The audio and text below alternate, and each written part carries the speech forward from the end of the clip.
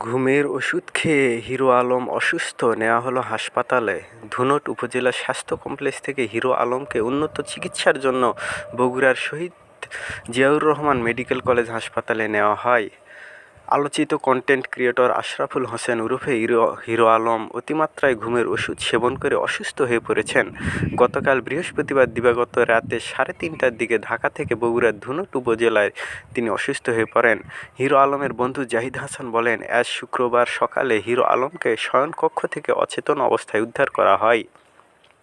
ধুনট উপজেলা স্বাস্থ্য কমপ্লেক্সের চিকিৎসক মনিরুজ্জামান প্রথম আলোকে বলেন, আশরাফুল হোসেন ওরফে হিরো আলম অতিমাত্রায় ঘুমের ট্যাবলেট সেবন করেছেন। তাকে শহীদ জিয়াউর রহমান মেডিকেল কলেজ হাসপাতালে পাঠানো হয়েছে। বেলা 1:30টার দিকে হিরো আলমের সঙ্গে থাকা বন্ধু জাহিদ হাসান প্রথম আলোকে বলেন, ধুনটের ভান্ডারবাড়ি গ্রামের বাসিন্দা জাহিদ হাসান হিরো আলমের সঙ্গে দীর্ঘদিনের সখ্য আছে তার। সেই সুবাদে তার বাসায় যাতায়াতও আছে। গতকাল রাত 3টা থেকে 3:30টার দিকে ঢাকা থেকে ভান্ডারবাড়িতে আসেন হিরো আলম।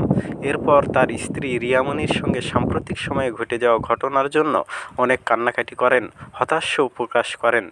এরপর না খেয়ে একটি ঘরে একা ঘুমিয়ে পড়েন।